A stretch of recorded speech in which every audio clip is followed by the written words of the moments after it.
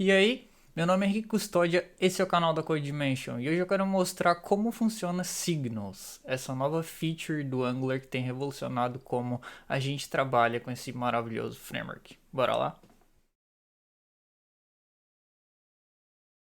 Chegando aqui, eu criei alguns exemplos aqui, mas primeiro eu quero mostrar como o Signals é apresentado pelo Angular. Aqui tem a documentação. Na verdade é bem rápida, ela é bem simples de entender. Então basicamente eles passam sobre os pontos principais sobre signals, sobre writable signals, computed signals, effects. Ahn, Basicamente computed signals são formas de compor signals e fazer eles serem só readables, no caso somente leitura, né? Como se fossem getters, realmente. Talvez também outros pontos aqui, effect também é muito legal dar uma lida, que conta como a gente consegue gerenciar side effects, né? No caso, mudanças em cima de signals, né? Então fica bem legal, dar uma estudada. E também como a gente consegue gerenciar, principalmente effects com injection context, né? Esse conceito que já foi inserido junto com inject function, né? Na versão 14 do Angular e posteriormente, assim. Então, no caso o effect ele já funciona somente dentro de um injection context. Então ele não, por exemplo, a gente não consegue usar ele diretamente dentro de um ng-on-init, por exemplo.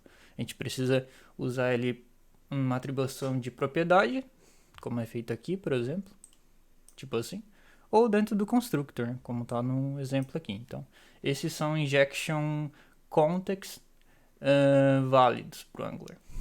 Mas dito isso, vamos para um exemplo prático, né, de como usar Signals. Aqui a documentação é bem acessível, qualquer pessoa consegue acessar, então recomendo que você que tá interessado em usar essa funcionalidade muito massa do Angular, dá uma olhada, dá uma lida legal. Acredito que você, como já está interessado, já deve ter entendido basicamente como funciona, mas dá uma lida, eles explicam com bastante detalhes cada coisinha sobre essa funcionalidade. Vindo aqui no exemplo, basicamente eu construí um gerenciador de tarefas. Não usei nada muito elaborado, eu apenas usei algumas features já conhecidas do Angular, né? Como algumas diretivas tipo ng-for, ng-if. Também usei reactive forms para só gerenciar o campo de input, né? E também o fluxo ali de cliques e tudo mais, recuperar os valores. Fica mais fácil assim, eu poderia usar o template driven, mas eu acho que ficaria mais difícil, um pouquinho mais complicadinho de entender, principalmente por ter mais tratamentos, né? Então, beleza. Eu usei esse carinha aqui já para facilitar e ficar mais direto os exemplos. E também porque eu prefiro, porque realmente é bem mais simples. Uh, de resto, eu usei Signals para praticamente tudo. Usei Signals para gerenciar as tarefas, para verificar algumas coisas, tipo, na funcionalidade mais de getter, no caso, booleanos e esse tipo de valor.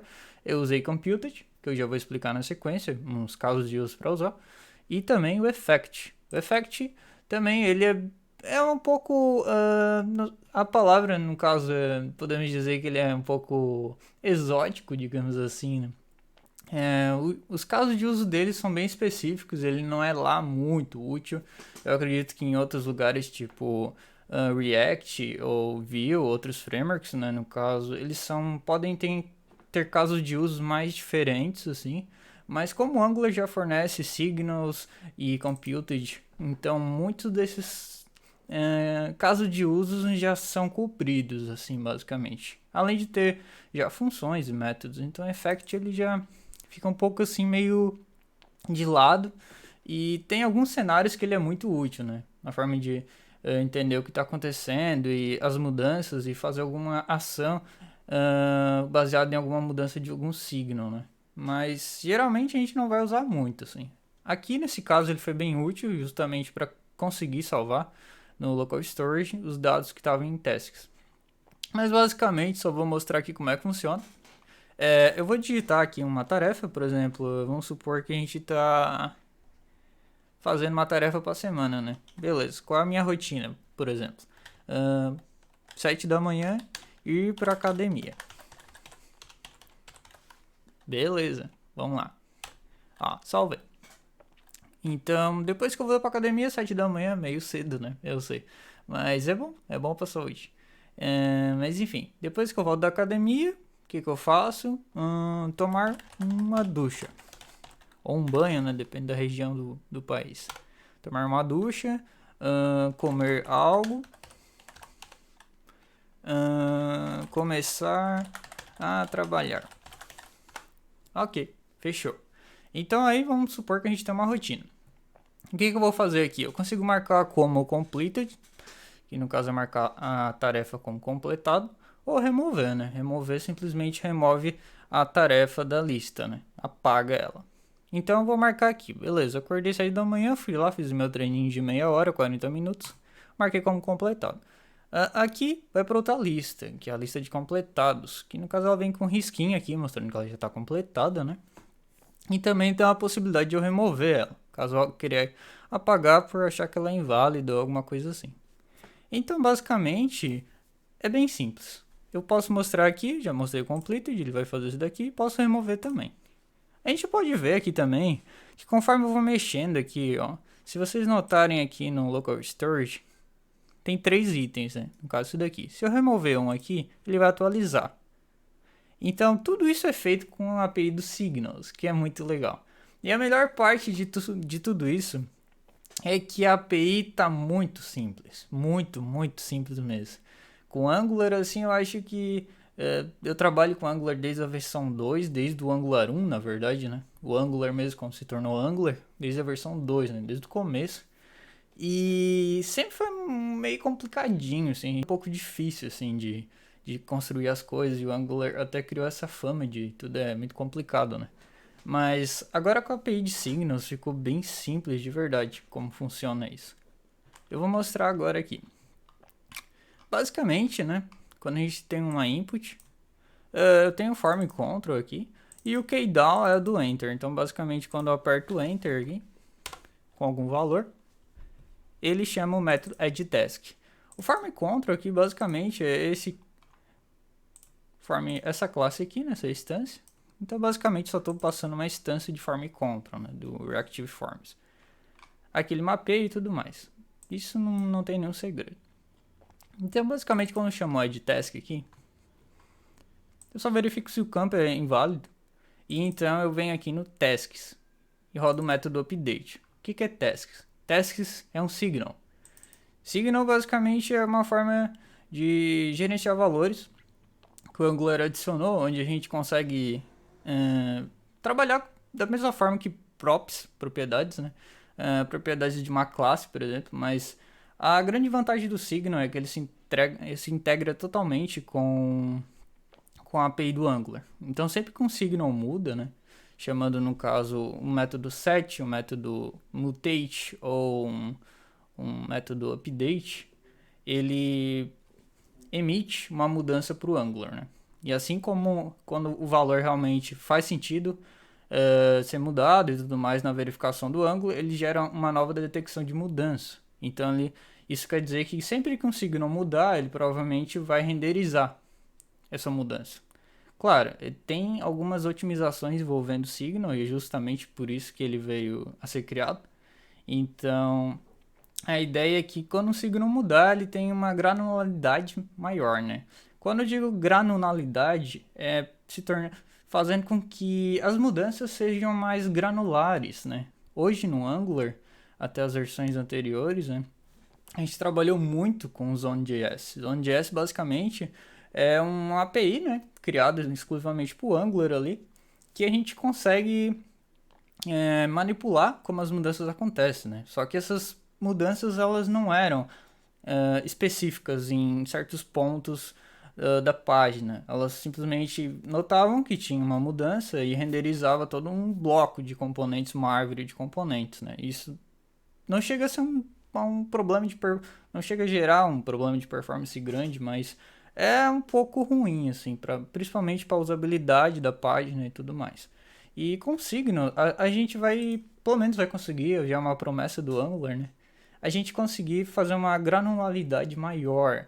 Então, sempre que, por exemplo, um Signal mudar, a alteração respectiva aos lugares que estão usando aquele Signal sejam afetados, mas não o todo, né? Como um componente inteiro ou uma árvore de componentes inteiro. Então a ideia é mudanças mais específicas em pontos específicos que permitam a gente ter uma fluidez maior, tanto na área de no desenvolvimento no nosso, né, quando a gente está escrevendo código, e também para otimização da página. Né? Então basicamente aqui a gente tem um signal que representa tasks, que são listas, né? É uma lista no caso, que são tarefas em forma de lista. Eu estou passando um array aqui, no caso get tasks from storage. Ele está pegando do local storage aqui uma lista de tarefas e daí ele faz um tratamentozinho aqui. Quando não tiver nenhuma, ele simplesmente passa uma string aqui em forma de array, né, para o parse não dar pau, não dá problema. Então ele vai vir aqui, basicamente ele está recebendo um array. Então ele vem aqui e tem vários computers aqui. Dá para notar aqui que a gente não está usando diretamente tasks no template. Isso é uma parada muito legal do Signals. É que Signals a gente consegue usar Signals dentro de outros Signals, digamos assim. Aqui eu estou usando exclusivamente no template Computed. E Computed basicamente é um Signal em forma de read-only, digamos assim. É um signal que a gente só consegue usar a forma de leitura dele, né? É como se fosse realmente um getter. Só que a vantagem do signal, do computed, né, em forma de do signal em forma de computed é basicamente a gente ter uma forma mais otimizada de trabalhar com ele, por ele também ter uma forma de comparar os valores e de certa forma cachear. Ele faz tipo um memoise, assim, sabe? Então ele consegue cachear e fazer com que as mudanças sejam mais controladas. Não seja exclusivamente se mudou uma coisa, renderiza lá. Então ele consegue entender, basicamente, e renderizar só o que é necessário. Aqui a gente tem um computed, que no caso está verificando se as tarefas, né?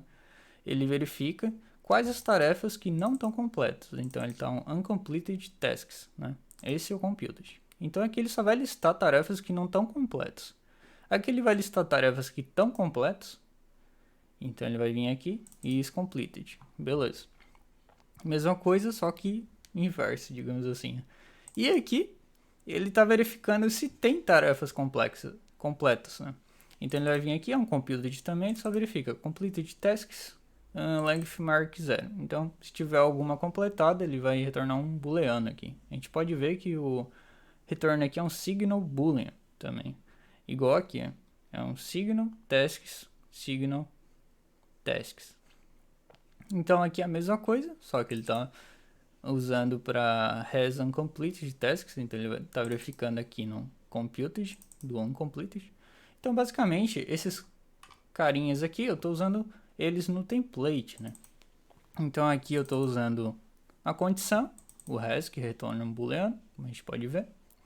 Aqui ele está retornando um array de tasks, as tarefas que não estão completadas. E aqui ele está fazendo a mesma coisa, só que para tarefas completadas, né? Seguindo aqui na tela, então basicamente o primeiro bloco aqui, ó, é esse daqui. E o segundo bloco aqui, ó, é esse daqui. É isso. O campo aqui, basicamente, é esse input aqui. Nenhum segredo, bem tranquilo. Chegando aqui para as ações, então a gente já conseguiu entender que quando eu completo aqui, basicamente ele está mudando o completed, o computed aqui, e ele já consegue verificar, porque o signal aqui mudou. Então, a ação de completar e tudo mais são feitos por esses cliques aqui. Então, quando eu clico aqui, por exemplo, começar pelo mark as completed. Quando eu clico aqui em mark as completed, ele chama esse método aqui. Esse método aqui, ele vai pegar o signal de tasks, né? A gente pode ver que ele é um writable signal, então um signal que consegue receber escrita. Eu vou chamar aqui o método mutate. O método mutate, ele é basicamente um método que ele permite a gente mudar o valor do signal sem precisar recriar o valor dentro dele, né? Falei grego agora, eu acho. Mas basicamente é o que está acontecendo aqui. Tem dois métodos que a gente pode usar para mudar. Na verdade, três. Tem o mutate, tem o set e tem o update. O mutate, né? Mutate, ou melhor, muted, né? Seguindo o inglês certinho.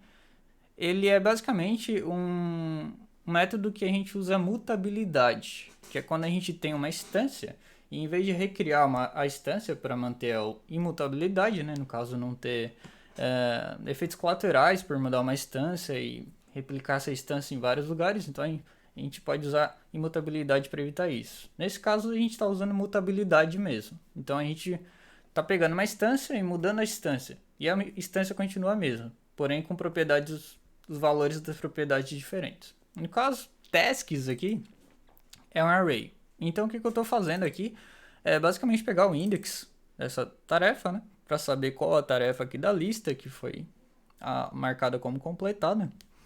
E então, eu venho aqui e mudo a tarefa.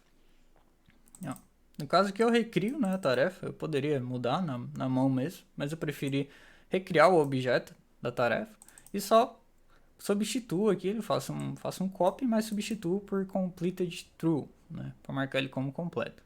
Só que aqui eu uso o splice para substituir o array de tarefas pelo o objeto novo, né? Então, basicamente, eu pego o index da tarefa anterior, removo, né? Como a gente pode ver na assinatura aqui, ele tem um delete count, ó, start, né? Que é o index inicial. Ele deleta, então eu escolho quantos itens eu vou deletar a partir daquele index. Então, eu deleto um, né? Porque só quero deletar a tarefa mesmo que está sendo mudada. E na sequência adiciono uma nova tarefa para que eu estou adicionando agora, que é a respectiva que eu estou adicionando agora. Então eu venho aqui, basicamente ele substitui, só que a grande jogada é que na verdade ele está substituindo, só que o array ainda é a mesma instância. Então essa é a jogada do mutate. Ele não espera um retorno, ele simplesmente te dá uma função em uma instância e tu faz o que quiser com ela. No caso, tu vai mudar aquela instância, né? Tu não vai recriar ela. Então basicamente é o que está acontecendo aqui. Quando a gente vem aqui no remove task, no caso fazendo aqui, ele faz a mesma coisa. Ele usa o mutate, e então ele pega o index e faz um splice. A diferença aqui do remover é que eu não estou adicionando uma nova tarefa, né? No caso, eu não estou criando uma tarefa e substituindo a tarefa dentro do array. Eu simplesmente tiro fora, porque ele está removendo, né? E nota também que é legal notar que ele não está retornando tasks. Ele não precisa da instância. Ele está literalmente dando a instância do array para a gente mudar, né? Eu poderia usar um push aqui também. Um tasks push aqui, por exemplo. Nesse sentido, push. E adicionar alguma coisa aqui também, né? Então, da mesma forma funciona. Então a gente consegue mudar instâncias dessa forma. Aqui, a ação de adicionar é um pouco diferente. Basicamente eu tenho aqui uma tarefa, eu vou botar aqui ir para o inglês, né? Que graças a Deus já está acabando agora. Vou me formar em agosto. Mas ó, ir para inglês. Beleza, ir para inglês, ele responde a essa ação aqui, ó. Eu estou no input, né? Quando eu aperto enter, ele chama add task. O add task ele vai verificar se tá tudo certinho aqui com o campo de input. E na sequência ele chama o método update. O método update ele é um pouco diferente do mutate. Como eu falei, o mutate ou mutate, ele é mutável. O update ele trabalha de uma forma imutável, a ideia dele. Então a gente consegue pegar um valor, no caso eu estou pegando o valor de dentro do signal. Pego puramente o array de tasks, né? E não signal de tasks. Então eu pego o valor que está dentro do signal e eu consigo trabalhar com aquele array, né, com aquele valor e retornar algo, né. Claro que eu posso retornar a mesma instância, mas a ideia do update é justamente a gente conseguir ter uma funcionalidade mais assim, puxado para a imutabilidade, que é quando a gente pega um valor, altera, aquilo ali pode recriar uma nova instância, né. No caso eu estou tendo array aqui, vou criar uma nova tarefa também da mesma forma aqui. No caso eu pego do form control aqui o título, já seto como não completado, né, porque ele acabou de ser criado. Pego as tarefas que já existem, faço uma cópia num array novo. Num array novo aqui e adiciono a nova tarefa. Então, eu tenho um array aqui, mas eu adiciono um novo array. No caso, estou recriando um novo array. Claro que eu poderia só dar um tasks.push e retornar tasks, mas eu resolvi respeitar essa ideia do update e usar imutabilidade para isso. Isso é bem legal. Dado isso, eu acho que vale agora a gente ver qual é a ideia do effect, né? O effect, no caso, estou usando aqui para justamente gravar dados, persistir, né? As tarefas no local storage. A ideia aqui é sempre que uma tarefa mudar, seja adicionada, marcada com completada ou removida da lista, a gente salve no local storage para ter como uma espécie de banco de dados sincronizado. Então, por exemplo, eu já tenho essa funcionalidade funcionando aqui, né? Se eu dar um refresh aqui, vou dar um F5, pode ver que não mudou nada. Justamente porque isso está salvo no local storage.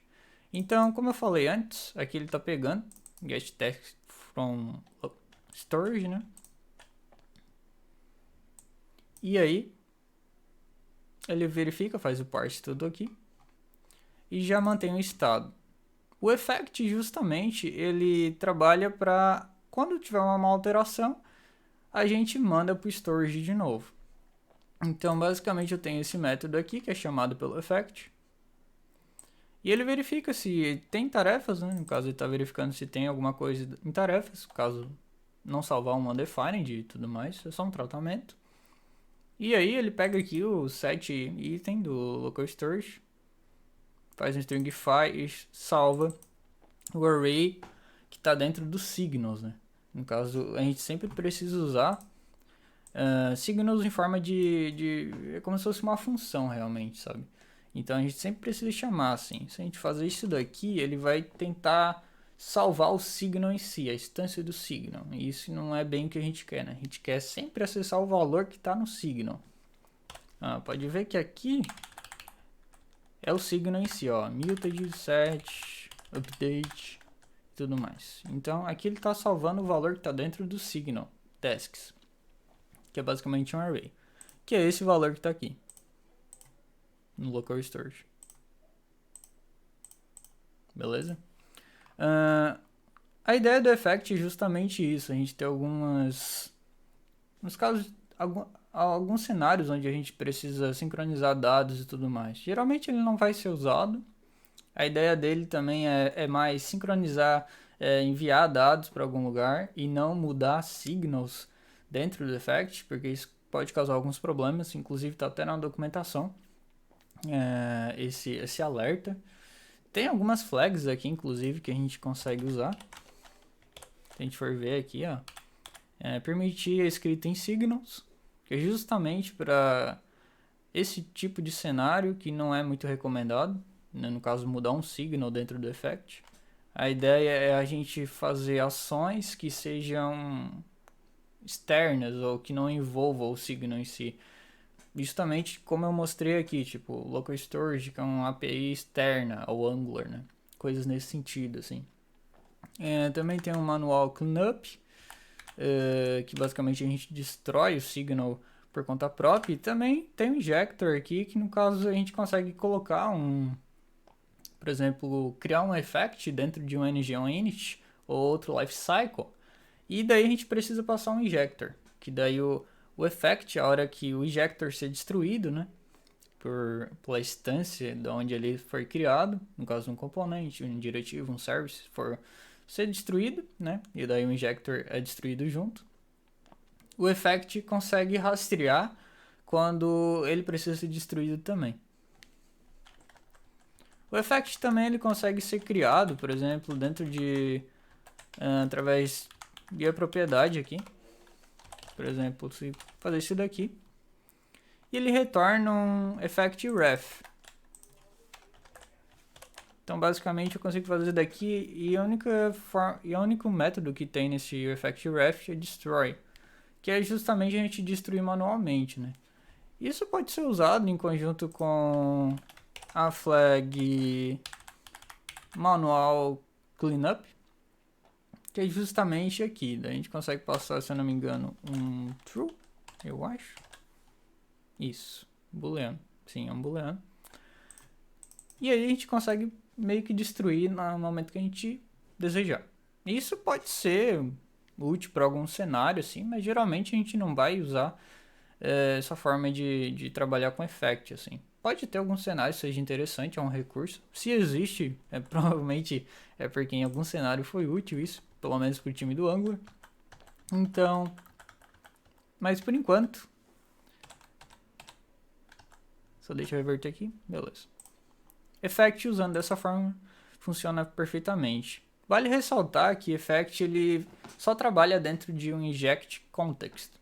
Então, esse inject context ele é basicamente dentro do constructor ou diretamente aqui na propriedade. Dentro de lifecycle ou método assim, que são coisas que acontecem depois, né, que o componente está criado e tudo mais, ele vai dar um erro. Então ele precisa de certa forma fazer algumas injeções dentro dele para conseguir trabalhar. Então, basicamente é isso. Eu acho que o overview sobre signals aqui já é um tópico que provavelmente é bem conhecido por quase todo mundo que se interessa por Angular, né? Mas eu acho que é muito válido esse overview. Eu, por fazer esse exemplo aqui, eu já captei muita coisa que eu só tinha lido e estudado, assim, em documentação e artigos. Então, meter a mão na massa e entender o que está acontecendo e como fazer, abre muita mente, assim, me ajudou bastante aqui a entender melhor as APIs e como elas trabalham. Então, por hoje é isso. Muito obrigado por escutar, por ver esse vídeo, né, inclusive. Esse exemplo levou um tempinho, assim, então deixa um like, se inscreve no canal, compartilha com as pessoas da sua rede, LinkedIn, WhatsApp e tudo mais. Esse canal aqui ele tá crescendo muito e tá ajudando muita gente, tá recebendo muito feedback massa, então deixa um like, aproveita bastante o conteúdo, deixa um comentário, engaja, a gente responde todos os comentários. E é isso aí. Tamo junto e até mais.